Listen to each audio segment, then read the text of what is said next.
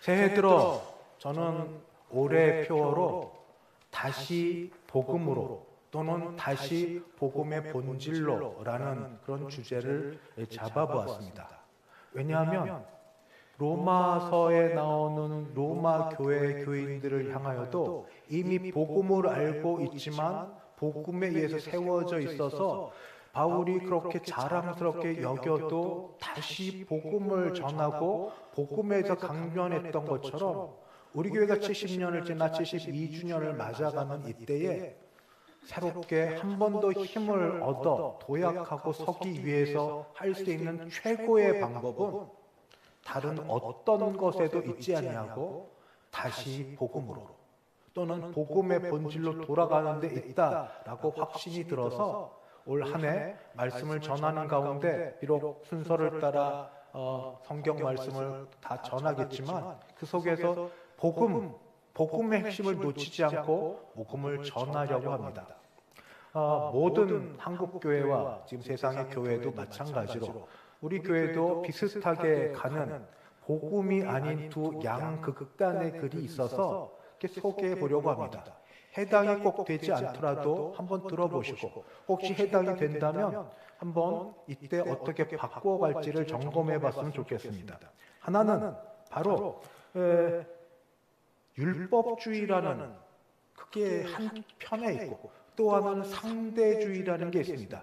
여러분이 익숙하지 않을지 모르겠는데 율법주의라는 것은 뭐를 해야만 한다, 하지 않으면 안 된다는 것에 매여 있는 게 율법주의입니다.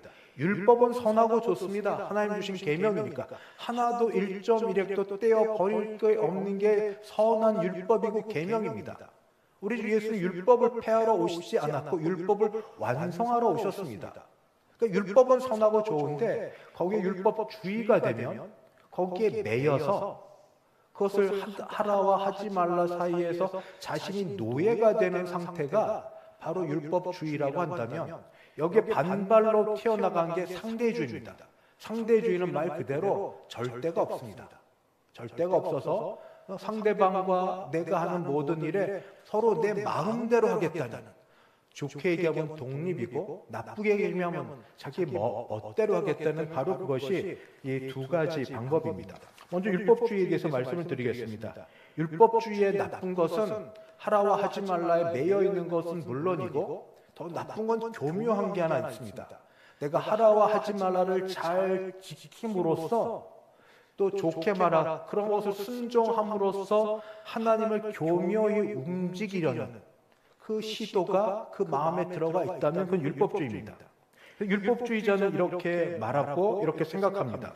내가 이만큼 했으니, 내가 이만큼 헌신했으니 하나님은 당연히 이만큼 복을 주실 것이야 하고 여긴다면 율법주의입니다. 신앙이 거래 같습니다. 어느 교회든지 중직자들이면 보통 다 하시는 일인데 그 하시는 일에 이런 거 없죠. 새벽 예배도 빠짐없이 11조 헌금의 가장 대표적인 11조 잘 드리고 주일 성수 잘 지키고 뭐 잘하는 것 굉장히 좋은 일인데 근데 그 가운데 자녀가 일이 잘 안 돼요. 계속 안 되고 안 되는 일 경험하니까 그 속에 있는 그 일을 잘했던 중직자의 마음 속에 혹시 섭섭하고 서운한 마음이 들어서 이런 생각을 갖는다면 하나님 어떻게 된 겁니까? 내가 이만큼 했는데 보십시오. 가장 힘든 새벽에 잠 깨어 일어나 새벽 예배 가장 쉽지 않은 헌금 11조 정확하게 드리고 주일 다른 데 가지 않고 주일 성수하고 그만큼 했으면 당연히 그 결과처럼 복을 주셔야 되는 것 아닙니까? 하고 생각하고 기도한다면 그게 무엇이 되겠을까요? 이렇게 생각하면 아마 그 신앙은 하나님을 사랑해서 한 것이 아니라 하나님을 나쁘게 말해서 이용하려고 하나님을 축복의 자판기처럼 내가 동전을 이만큼 넣었으니 동전에 해당되는 만큼 원하는 물품이 나오도록 또는 어린아이 노래 모래사장에서 거부가 헌집 줄게 새집 달라고 이만큼 했으니 이만큼 달라 하는 그런 마음들을 갖고 있다면 그건 율법주의입니다. 율법주의는 이런 특성을 갖고 있습니다. 먼저 교만함입니다. 바리새인과 세리의 기도처럼 나는 저 사람과 달라, 나는 달라 하는 게 그 밑에 깔려 있습니다. 나는 다른 사람과 같지 않음에 대해서 감사하고 나는 독특하고 다르다 하는 것. 두 번째는 그러나 사람 아닙니까? 율법주의자는 고결하고 도덕성이 높습니다. 하고자 하는 것 남들보다 더 잘하는데 이게 뭐든지 갖춰져야죠. 건강이나 뭐든 이게 늘 동일하지 못하고 밑에 떨어지는 경우도 있지 않습니까? 이때 되면 좌절합니다. 이때 되면 절망합니다. 왜 거기 이르지 못했는지 견딜 수 없는 죄책감에 혼자 빠집니다. 혼자 그렇게 됩니다. 혼자 자기 자신에 대해 정죄감에도 빠집니다. 이들에게 헌신은 기쁨이 아니라 그때는 짐이 됩니다. 세 번째는 판단입니다. 판단은 먼저는 상대방이고 그 다음에 그 판단의 화살이 자기한테도 돌아옵니다. 끊임없이 평가하고 정죄합니다. 남을 향해서도 또 때때로 자기를 향해서도 자유가 없습니다. 교회를 섬기고 봉사하는데 기쁨이 없습니다. 이 극단으로 반대가 상대주의입니다. 상대주의는 진리가 절대는 없다라는 것에 시작합니다. 진리는 상대적이다. 다 상대적이기 때문에 다른 사람을 되게 존중하는 것 같습니다. 다른 사람 생각이 옳아? 그러니 나도 내 생각 존중받을 그런 필요가 있어. 대신에 건드리지 마. 나도 당신 건드리지 않을 테니까 서로 존중하며 지냅시다. 깨끗하고 좋은 것 같습니다. 신사적인 것 같습니다. 그러나 그 생각 속에 거기에 더하여서 시대가 변했으니 성경 해석도 시대에 변한 것 따라 해야지. 왜 언제까지나 문자적으로 해석해야 되나? 자기 믿는 대로 하면 돼 하고 굉장히 독립적이고 그리고 자기 중심적으로 생각합니다. 어떤 청년이 이렇게 말을 한다면 이 사람은 상대주의입니다. 목사님, 저는 예수님 믿어요. 그러나 제 삶의 방식은, 제 삶의 주인은 내가 돼야죠. 한 번뿐인 인생, 내 인생을 내가 주관하고 내가 살아야죠. 목사님 얘기하는 거 들어보고 생각해보고 판단과 결정은 제가 생각해서 제가 할게요. 성경 말씀이 이렇게 얘기해도 시대가 바뀌었으니 그걸 그대로 따를 수는 없지 않겠습니까? 하고 이야기한다면 합리적이지만 그러나 이거는 성경적이지는 않습니다. 자기가 주인이 되고 예수님은 조연이나 옆에서 상담해주는 그런 분밖에 되지 않습니다. 상대주의도 그런 특징이 있습니다. 첫 번째는 그러다 보니 절대가 없다 보니까 방향 감각을 상실합니다. 절대 기준이 없으니까 그때 다릅니다. 본인도 다르고 그 사람과 함께한 사람도 어디로 가야 될지 모르고 갈팡질팡합니다. 두 번째, 절대 기준이 없고 그 속에 있는 신앙이 깊게 들어가지 못하면 굉장히 얕습니다. 왜냐하면 본인이 마음에 드는 부분만 발췌해서 받아들이고 남은 부분은 나한테 안 맞으니까 안 받죠.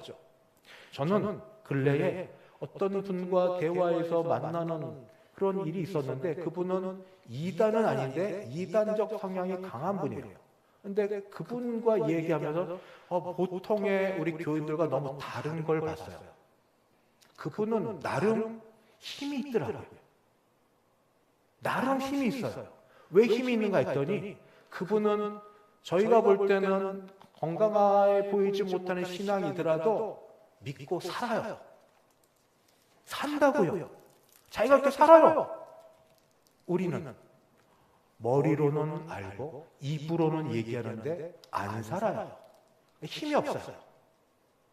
우리가 더 실제를 갖고 있는데 실제 삶의 싸움을 보면 오히려 이단적 성향을 갖고 있는 사람과 정말 실제 싸움에서 이길 수 있을까? 영적 기도를 하고 싸운다면 그 싸움에서 승리할 수 있을까? 이런 생각들이 듭니다. 이 상대주의적 생각을 갖고 있는 사람들은 개인주의입니다. 당신 옳고 나 옳고 우리 교회 이건 다 뒷전입니다. 내가 우선이기 됐기 때문에 저는 이 두 개를 다 극복하고 제 3의 길이며 절대길, 복음의 길로 가려고 합니다. 복음은 바로 어떤 거냐면 바울은 복음을 부끄러워하지 않는다고 얘기했는데 복음은 당시 사람들 로마인들은 결코 지지 않는 최악의 극악무도한 사형틀이고 유대인들도 하나님이 얘기하시는 하나님께 저주받은 자가 달리는 거니까 그런 것이지만 복음을 부끄러워하지 않습니다. 이 세대에도 여러분 전도하는 게 쉬워 보이세요? 아무것도 아닌 것 같아 보이지만 나가서 소리 지르면서 큰 소리 전도지 주고 그 사람이 오든 안 오든 효과가 있든 안 없든 쉬운 줄 아세요? 한번 해보세요. 특히 젊은 친구들한테 어떤 눈치, 어떤 눈초리, 어떤 대우 받는지 아세요? 어른들은 그래도 안 받아도 말하는 젊은이들 다 이어팟 쓰고 다 그냥 자기라고 눈초리도 안 줘요. 거기서 오는 모멸감들이 있습니다. 내가 왜? 내가 뭐가 부족했어? 나는 복음을 전하는데 자기 예수 믿어 영생 얻으러 하는데 얼마나 무시를 당하는지 그러니까 젊은 친구를 자꾸 그걸 당하다 보니까 은근히 자기도 모르게 젊은 친구보다는 어르신들을 조금 더 찾게 되는 경향이 있습니다. 용기가 있으면 그래도 하긴 합니다만 복음의 핵심은 바로 이겁니다. 내가 아니라 예수님. 내가 한 것이 아니라 예수님이 하신 것. 이게 복음입니다. 아까 말씀드린 율법주의 바로 이거죠. 내가 했어요. 내가 했어요. 내가 모두 하고 모두 안 하고 모두 하고 내가 했어요. 내가 했으니까 이만큼 주시는 게 맞죠? 내가 했어요. 상대주의는 나는 그런 거 하고 싶지 않아요. 그럼 내가 원하는 건 이거예요. 내가 원하는 거. 나. 둘 다 달라 보이지만 그러나 본질은 같습니다. 내가 했고 내가 원하는 거. 그러나 복음은 아닙니다. 복음은 내가 없습니다. 복음은 예수님입니다. 예수님이 하신 겁니다. 예수님, 오직 예수님. 예수님이 하신 것이 바로 복음입니다. 누가복음 15장의 말씀에 현대편으로 좀 해석을 하면 바로 그렇게 됩니다. 형은 아버지의 모든 규칙을 다 지키며 삽니다. 그러나 규칙을 지키며 살 때 본인의 생각은 이렇게 됩니다. 내가 이렇게 하니까 나는 유산을 받을 자격이 있어. 마치 자녀들이 어린 자녀라면 내가 숙제를 다 했고 어머니를 도와 설거지를 했고 동생과 잘 지냈으니 그 다음 아빠한테 용돈 주세요. 나 할 거 다 했으니까 용돈 주세요. 이런 식이라면 율법주의라는 것이죠. 거꾸로 또 상대주의도 마찬가지입니다. 상대주의는 어떤 건가? 상대주의는 아버지 생각 고루해요. 아버지 건 옛날 거예요. 규칙이 옛날 거예요. 시대가 변했어요. 라고 얘기하는 것. 그래서 상대주의는 시대가 변했으니 아버지 옛날식으로 11시까지 지금 뭐 11시면 그런가? 11시까지 들어오지 못하면 문장 문다. 찜질방 가죠? 괜찮죠? PC방 가죠? 그리고 아버지 제 인생은 제 거예요. 알아서 할 거니까 터치하지 마세요. 내 인생 내가 알아서 살게요. 아무 소리 하지 마세요. 이렇게 말한다면 그건 상대주의입니다. 거기에 비해서 진짜 아들은 이렇게 얘기합니다. 아버지와 나와의 관계 속에서 아버지가 먼저 나를 사랑하셨어. 아버지가 나를 먼저 알고 나를 키워주셨어. 그 사랑 때문에 나는 아버지를 기쁘시게 하고 싶어. 아버지의 말씀이 나와 좀 다를지라도 내게 유익한 줄 알아. 그래서 아버지의 관계, 아버지를 존중하며 아버지를 생각하고 아버지를 사랑하는 게 바로 복음의 길입니다. 복음은 그래서 종교가 아닙니다. 복음은 관계이고 관계 속의 핵심은 사랑입니다. 사랑. 저는 올해 거기 계신 여러분들과 인터넷으로 예배를 드리는 모든 분들에게 목사로서 동일한 마음이 있습니다. 올 한 해 여러분 기도하고 원하는 모든 것이 다 이루어지기를, 죄 짓는 게 아니라 여러분과 가족들 모두 잘 되기를. 그러나 여러분 거기에 목회자의 기도면서 여러분도 같은 마음이실 텐데 하나만 더 넣어주시겠습니까? 그게 뭐냐면 올해만큼은 또는 올해부터는 예수님을 더 사랑하게 해주세요. 예수님도 사랑하게 해주세요. 그거 다른 거 말고 예수님을 절대로 사랑하는 게 최고 목표지만 감히 거기까지 못 간다 하더라도 이전보다 더 예수님도 사랑하게 해주세요. 바로 그게 우리가 해야 될 것이 아닌가. 예수님 사랑하면 그러면 안 될까요? 뭘 조금 하든 못하든 열심히 하나도 흠없이 잘했지만 그러나 사랑의 마음이 없이 행하여서 그 모든 중심과 모든 걸 아시는 하나님이 보시는 것하고 부족하고 잘못하고 넘어지고 실수가 많을지라도 비록 사람들이 볼 때는 잘못한 게 많아도 중심에 주님 사랑하는 마음으로 주신 은사를 따라 나름 최선을 다해보는 바로 그런 마음을 볼 때 주님은 뭐라고 보실까요? 주님. 그래서 바로 올해 기도 중에 여러분 혹시 기억나시거들라 그래도 2026년 신년 새해 첫날 설교 시간에 조 목사가 내 올해 기도 소원 가운데 하나 좀 넣어 할게 베드로에게 물어보셨던 예수님의 질문 내가 이 사람들보다 이것들보다 나를 더 사랑하느냐 예수도 사랑하게 해주시옵소서 예수님도 사랑하게 해주시옵소서 내 하는 모든 일들과 내가 뭘 하지 않는 모든 일들이 어디에서 기준이 되냐면 예수님 사랑으로 예수님 사랑으로 사랑하는 것에 의하여 하고 하지 않는 그런 일 되게 하여 주시옵소서. 애써 수고하고도 인정받지 못할 그런 율법주의나 내 마음대로 뛰쳐나가서 나쁘게만 탈선하여 지는 그거 말고 예수님 사랑하여 하는 일 되게 하여 주옵소서. 그 기도가 여러분 같은 기도 제목 되어서 같이 있게 되길 바랍니다. 이게 가능한 이유가 있습니다. 복음은 구원을 준 하나님 능력이라고 얘기합니다. 로마서 1장 16절에 복음을 능력이라고 얘기할 때 능력은 원어로 디나미스입니다. 디나미스가 원어 어원이 돼서 다이나마이트가 여기서 나왔습니다. 복음은 능력입니다. 다이나마이트 폭발할 수 있는 능력이 있습니다. 어떤 능력입니까? 먼저 구원하는 능력입니다. 구원하는 능력. 여러분 하고 싶은 모든 일들이 다 잘 되고 원하는 게 다 순적하게 되길 바라나 그러나 비유에 예수님 비유에서 나온 것처럼 부자가 많은 재물을 다 모아들인 다음에 내일을 모르고 오늘 생명을 마치게 된다면 그 모두가 무슨 소용이 있겠습니까? 여러분 나이가 조금씩 드시면 드실수록 구원에 대해 두렵고 떨리지 않으세요? 과연 내가 확실히 믿음으로 구원받는다고 했는데도 될까 말까 이런 것 저는 그런 어르신들 너무 여러 봤어요. 정말 믿음에 여러 행신에서 헌신으로 했는데 점점 나이가 드시면서 나이가 들면 천국 가는 시간이 가까워지면서 의식적으로 아는데 하나님 앞에 구원받을까? 그때마다 저는 강변했습니다. 무슨 말씀하세요? 당연하죠. 당연하죠. 구원을 받을 수 있는 능력이 자기 안에 없다는 걸 알게 되면서 더욱더 겸손해지면서 두려워하시는 겁니다. 그러나 성경은 복음은 얘기합니다. 복음은 하나님께서 우리를 구원하시는 능력이라고. 왜냐하면 예수님이 하셔서.